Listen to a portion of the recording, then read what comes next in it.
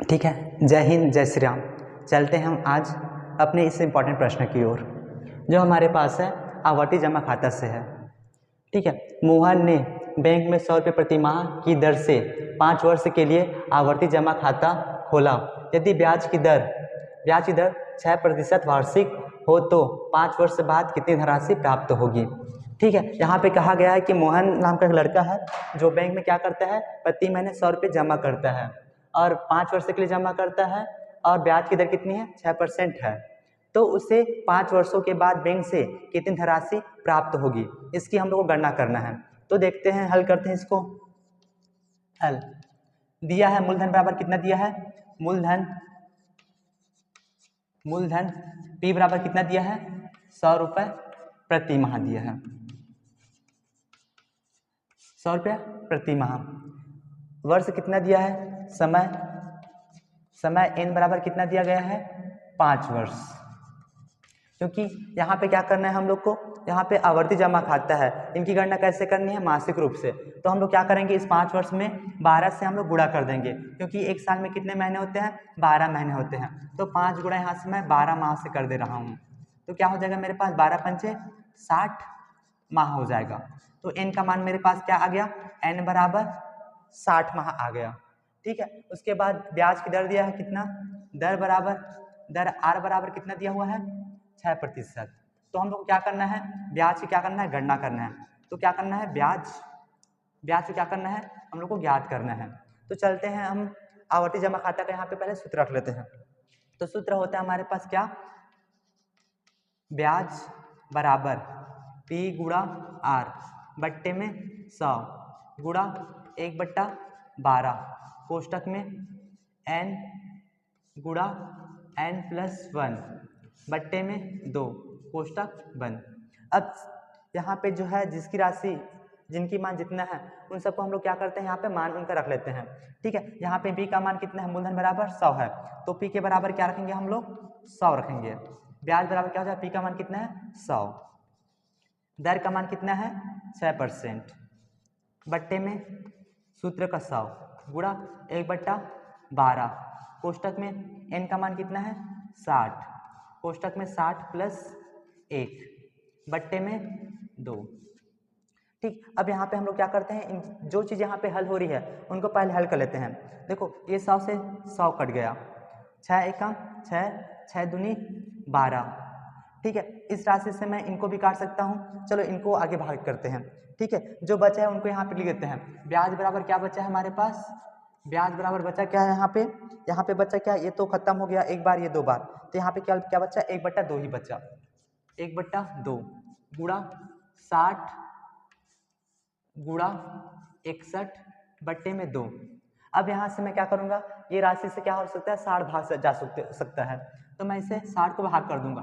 60 के बाहर में कितने बार में, 30 बार में, फिर 2 से ये फिर जा रहा है, तो 2 एकम 2, 2 बाहर में कितने बार में, 15 बार में। तो ब्याज बराबर मेरे पास क्या बचा, ब्याज बराबर बचा क्या, ब्याज बराबर कितना बचा, 15 गुणा 61, 15 गुणा 61। अब यहाँ से मैं क्या करूँगा, इनको हल कर लूँगा, तो मेरे पास मिलने वाली ब्याज की राशि का पता चल जाएगा।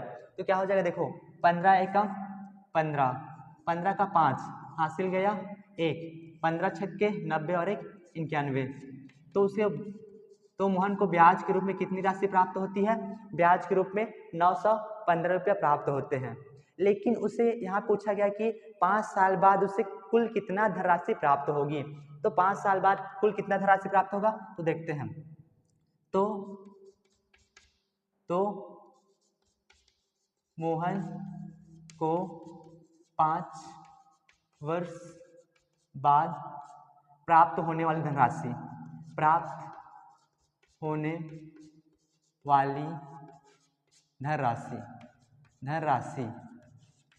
बराबर क्या हो जाएगा, मूलधन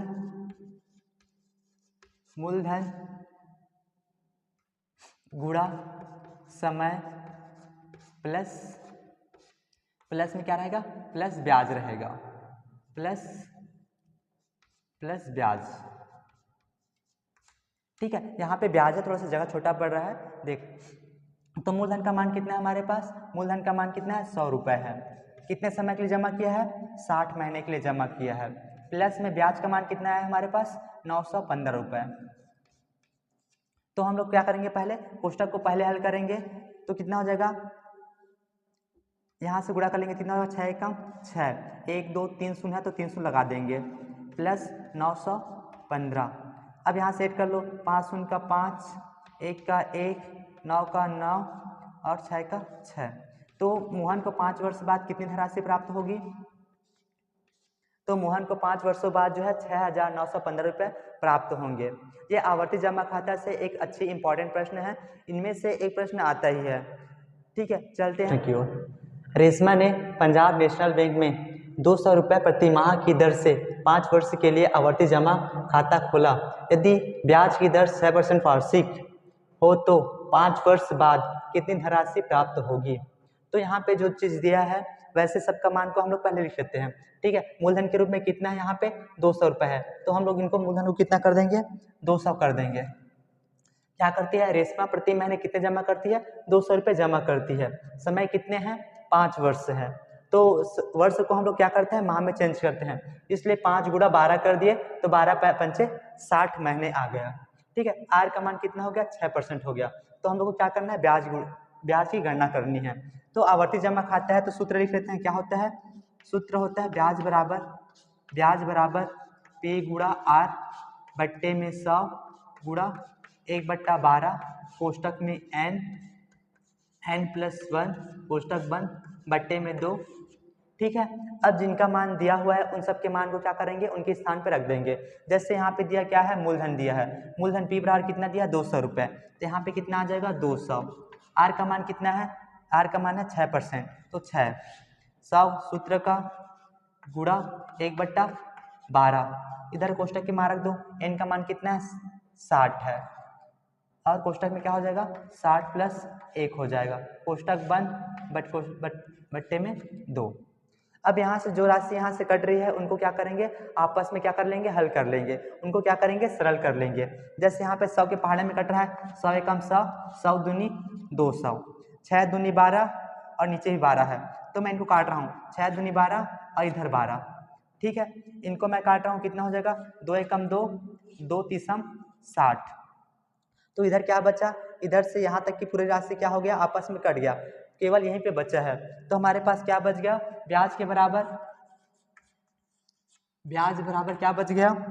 इधर से 30 बचा, 30 गुणा और 60 और 1 61, इतना बच गया।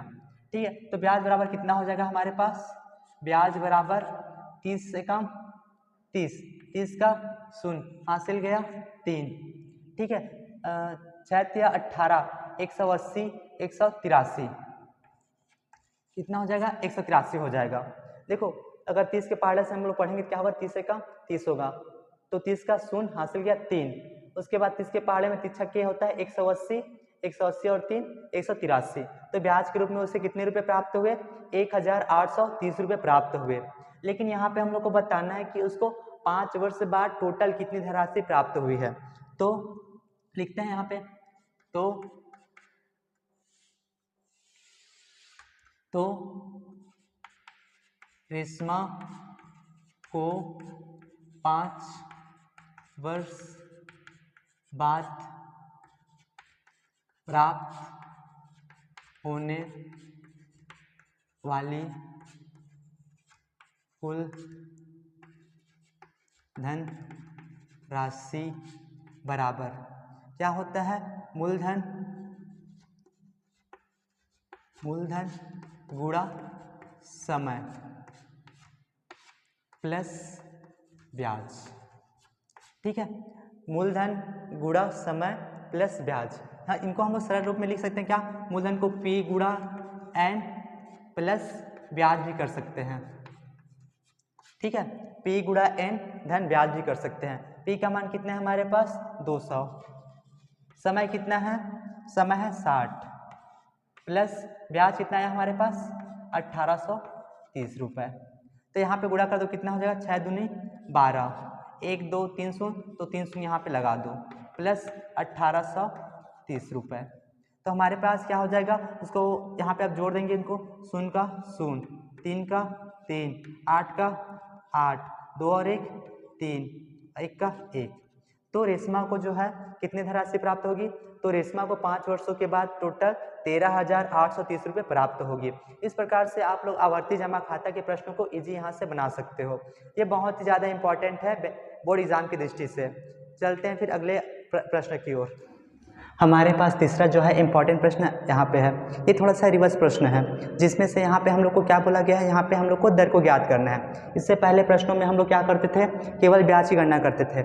यहाँ पे ब्याज के रूप की राशि दी गई है, लेकिन हम लोग को यहाँ पे क्या करना है, दर की गणना करना है। तो देखते हैं प्रश्न को। पहले, पद्मनी ने जिला सहकारी बैंक में 100 रुपये प्रति माह का 10 वर्ष के लिए आवर्ती जमा खाता खोला।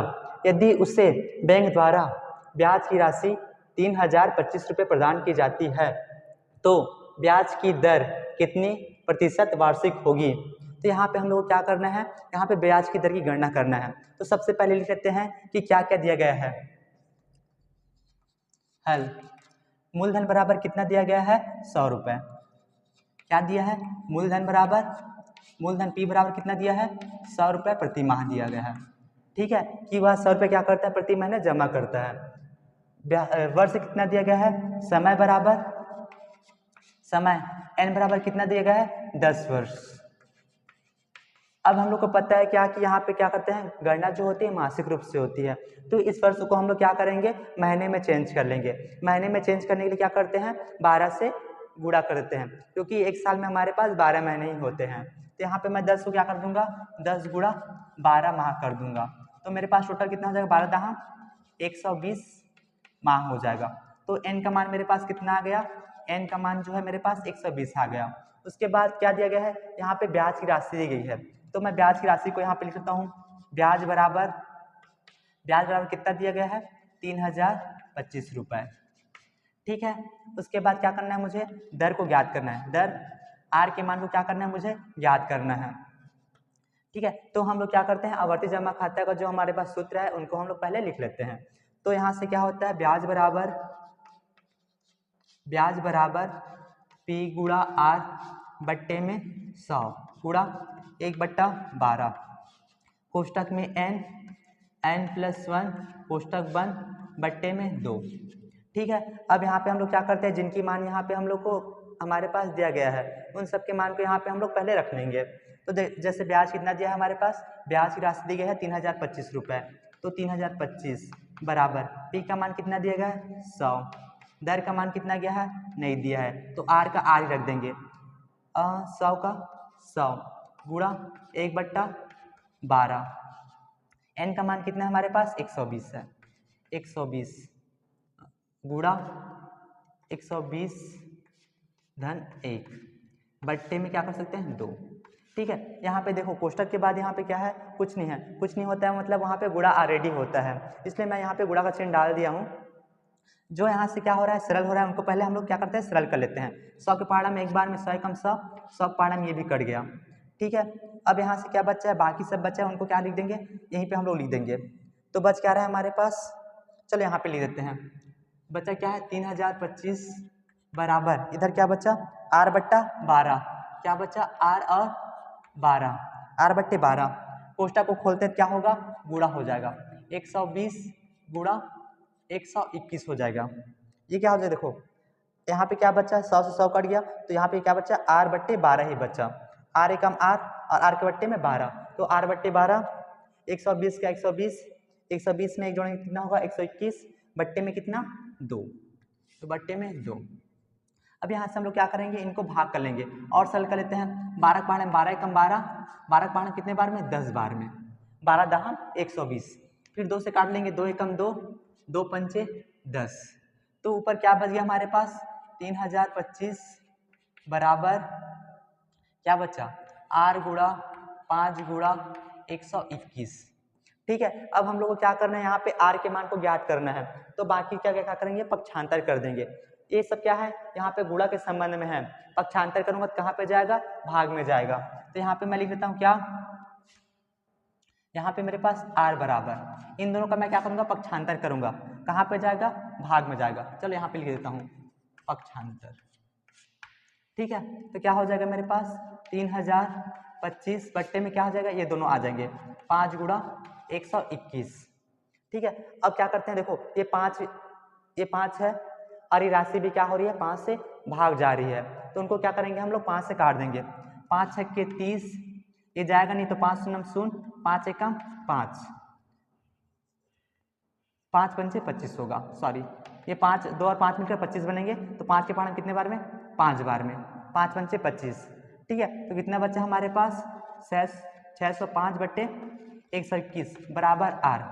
अब यहाँ से राशि फिर से क्या हो रही है, इस राशि से पूरा कट रही है।